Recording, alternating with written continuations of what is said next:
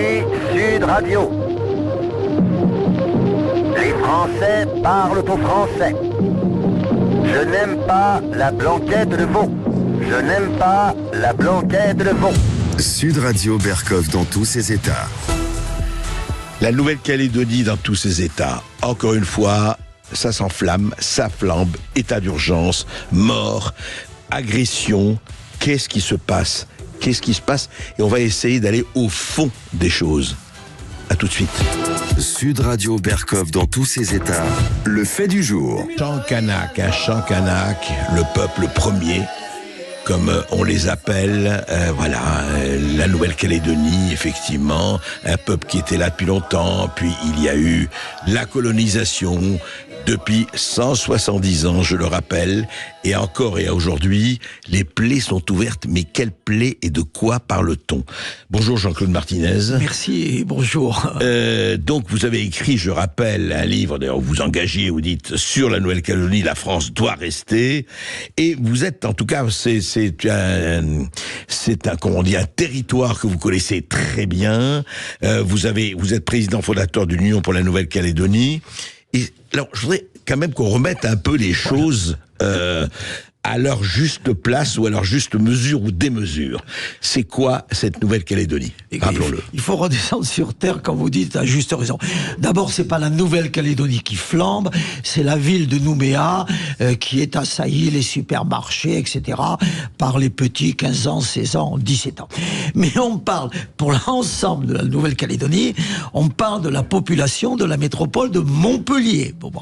Et pour les 260 000 habitants, à peu près, oui. 280, allez, 300 000 pour bon compte.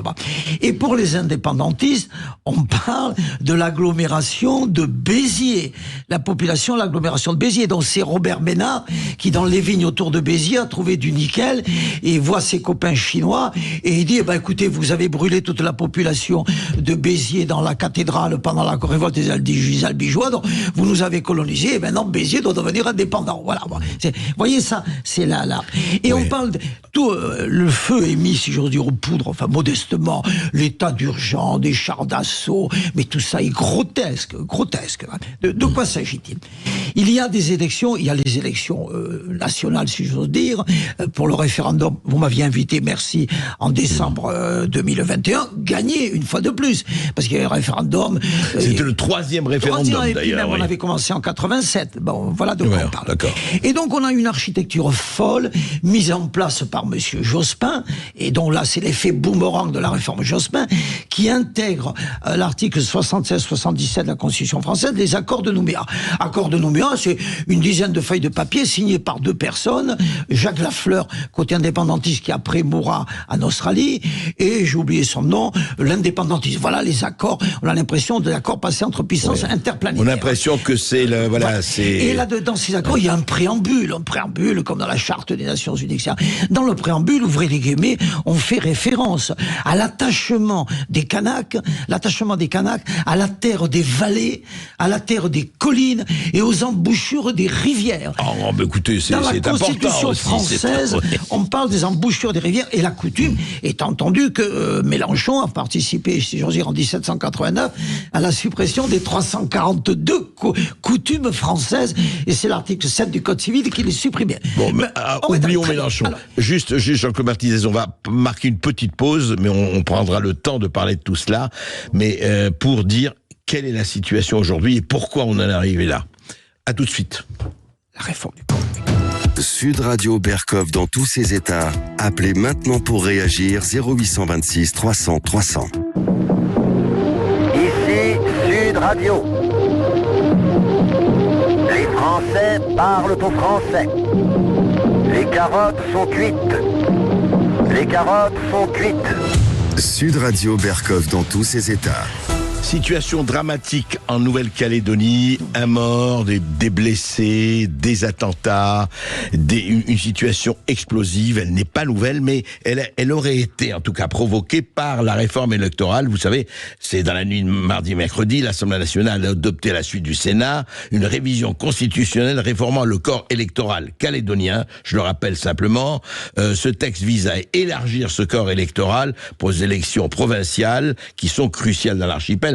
Alors, actuellement, et vous me corrigerez, Jean-Claude Martinez, le corps électoral actuel en Nouvelle-Calédonie se limite essentiellement aux électeurs inscrits sur les listes en 1998, au moment de l'accord de Nouméa, et à leurs descendants, excluant de facto les résidents arrivés après 1998, et d'ailleurs leurs enfants, puisqu'il y aurait des enfants de 20 ans aujourd'hui. Au fond, cette réforme électorale, pour vous, elle apparaît quoi? C'est un coup d'épée dans l'eau, c'est quoi? Mais c'est le minimum du minimum. Nous vivons en France et dans tous les... Vous parliez de la Slovaquie, dans tous les pays du monde, on vit un homme, une voix. Les femmes peuvent voter aux élections européennes. Les Anglais du Périgord peuvent voter. Nos amis de la France Insoumise demandent que les travailleurs immigrés puissent voter au municipal. Et là, le petit Français qui est là depuis 20 ans ne peut pas voter. Tout ça est mirobolant. Pour laisser la préférence électorale à nos compatriotes kanaks, tout ça. Et encore une fois, je vous répète, je me répète, on parle du corps électoral de l'agglomération de Sète en rajoutant éventuellement Agde. Et pour la nouvelle, et on parle d'un corps électoral total de la moitié de la métropole de Montpellier. 3 régions pour gérer la moitié de la population de la métropole de Montpellier. Et avec 3 présidents, des fromages, des 2000, il y a une bureaucratie, des fonctionnaires. 2500 euros par mois. Moi, j'étais 15 ans conseiller régional, donc je connais le tarif. Tout ça est mirobolant et fou. Alors, il ne s'agit pas d'envoyer des chars d'assaut, des escadrons, des raids. Oui, mais il y a une violence, les gens ne peuvent pas sortir chez eux. Souvenez-vous, 1988, avril-mai 1988, Bernard Ponce, ministre de l'Outre-mer, Ouvéa, les otages pris. La grotte d'Ouvéa, oui. Nos gendarmes tués. Moi, en 1985, assiégeant avec les non-indépendantistes, Monsieur Pisani, l'obligeant à aller dormir sur un bateau au large. Bon, c'est récurrent, comme vous avez dit, depuis 40 ans. Mais encore une fois, parce qu'on joue, on s'amuse, on joue avec des mots. S'il n'y avait pas des morts, voilà, bon. Que faut-il faire? C'est ça la question, elle est toute simple. Il y a 57 grands chefs de district et 340 chefs de tribus coutumiers. Bon. C'est la contenance d'un Airbus. Voilà. On les met dans un Airbus, on les amène, comme on a reçu le président Xi Jinping à Paris, on les reçoit à Versailles. Et on discute. Voilà.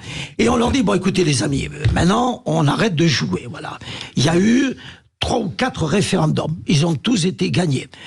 Je ne vais pas vous expliquer à vous, chef de tribu. Par ceux qui veulent être attachés à la France. Vous êtes chef de tribu, vous savez que les Salomon sont sous contrôle chinois, vous savez que le Vanuatu, là, à côté, la boisson des petits jeunes, là, elle s'appelle le kawa. Bon. Et elle est faite avec une herbe qui arrive du Vanuatu. C'est un sédatif. Et quand ils sont terminés d'être sédatisés, chaque jeune de 15 ans boit 7 litres d'alcool pur. Juste, Jean-Claude Martinez, les Chinois sont déjà à l'œuvre en Nouvelle-Calédonie. Mais bien entendu, les Chinois sont Tuvalu, Salomon, Fidji, ils encerclent l'Australie, c'est tout l'arc mélanésien est tombé chinois.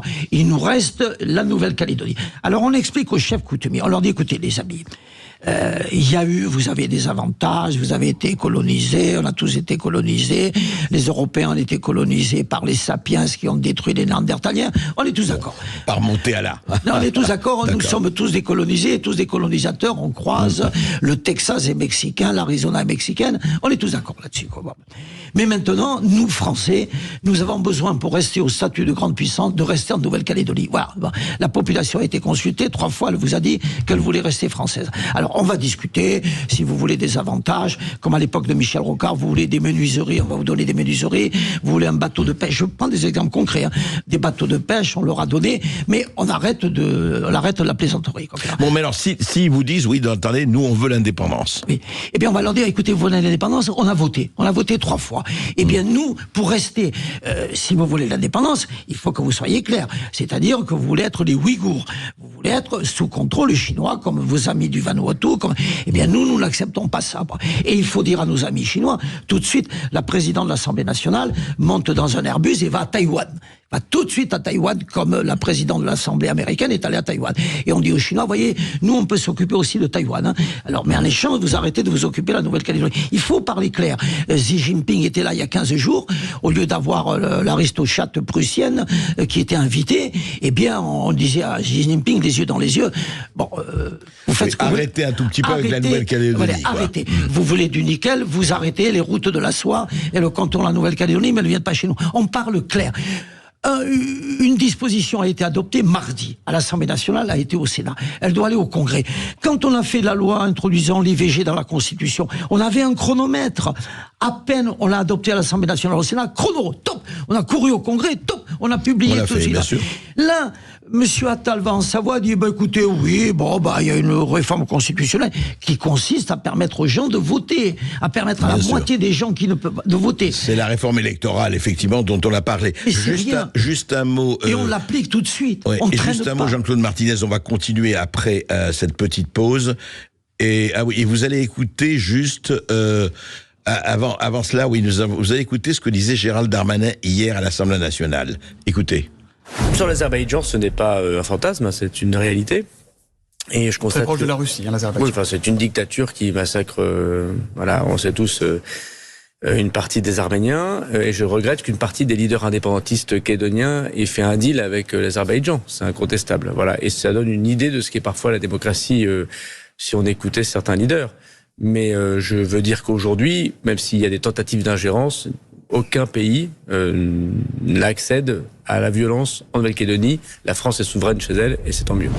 Alors voilà, la France est souveraine chez elle et c'est tant mieux. C'était pas l'Assemblée nationale, c'était aux 4 vérités, l'émission des 4 vérités sur France 2. Alors l'Azerbaïdjan aussi travaille... Alors vous avez l'ombre, la grande ombre sur l'arc mélanésien de la Chine et maintenant l'Azerbaïdjan. Oui, parce qu'on nous explique que M. Poutine s'est introduit dans les élections américaines du président Trump et puis en France, mais nos amis chinois et azerbaïdjanais s'introduisent. Mais quand Darmanin, notre cher Darmanin, fait le constat qu'il fait... Mais la suite logique, depuis mardi soir, on devrait être en congrès. Chacun est maître... La réforme du corps électoral, c'est pas une réforme, c'est revenir à la moitié de la normalité. À la moitié de la normalité. Oui. C'est une concession. Ça devrait être réglé, bouclé et appliqué immédiatement. Les élections doivent avoir lieu en septembre. Entraînant. Quand M. Attal contredit le ministre de l'Intérieur et dit, on va dialoguer. Mais on dialogue depuis 1985. Moi, j'ai dialogué avec Jean-Marie Tjibaou, le grand leader indépendantiste, dont le père était japonais, occupant l'île, et la mère était mélanésienne.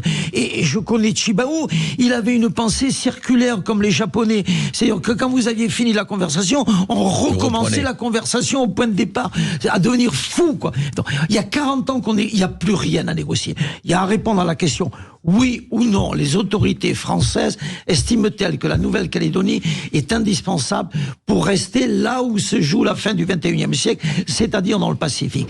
Et pour éviter que... C'est la présence française dans le Pacifique. Oui, on répond oui ou on répond non. Si on répond non, eh bien, à tous nos 100 000 habitants, dont la Sonia, qui est membre du gouvernement de M. Attal, on leur dit, vous préparez vos valises tranquillement pour éviter l'Algérie, pour éviter la Rhodésie, le Zimbabwe, tranquillement.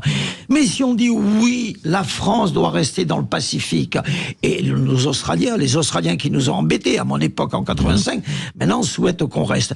Eh bien, si on reste, on règle le problème. On voit les 57 chefs coutumiers, on leur explique qu'on va rester, qu'est-ce qu'ils veulent, mais stop, on arrête. En fait, Jean-Claude Martinez, tout ça, c'est une question de volonté et de décision et d'esprit de décision. Clarté. Vous dites, arrêtez de dialoguer sur des choses dont on sait déjà ce qu'il en est. Il faut être clair. On ne peut pas faire voter l'Assemblée nationale et le Sénat, et puis après, parce que c'est des enfants, 15 ans, 16 ans, 17 ans, on n'envoie pas contre des gosses de 15 ans, 16 ans, 17 ans des chars. C'est une fessée, d'abord une fessée institutionnelle, mais on n'envoie pas le RET et tout ça. Oui, mais en même temps, s'il y a mort d'homme, s'il y a attentat, s'il y a...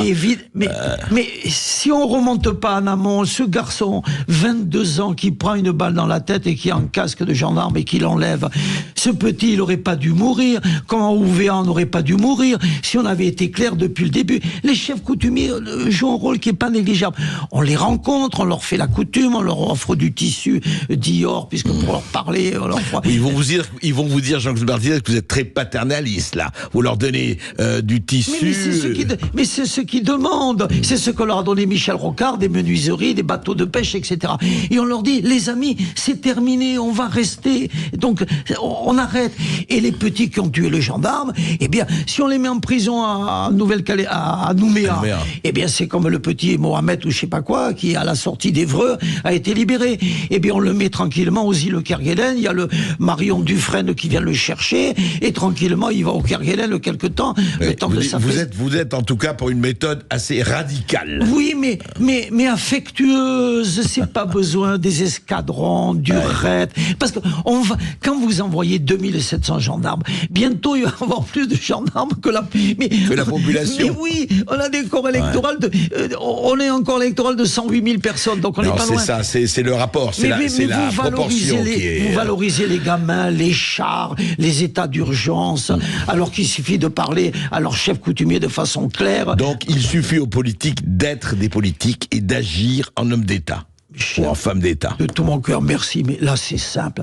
Le Congrès, tout de suite. La réforme du corps électoral, si c'était Martinez, on va plus simple. Un homme, une voix. Mais bon, on a tranché à moitié. Un homme, une femme, une voix. Merci Jean-Claude Martinez.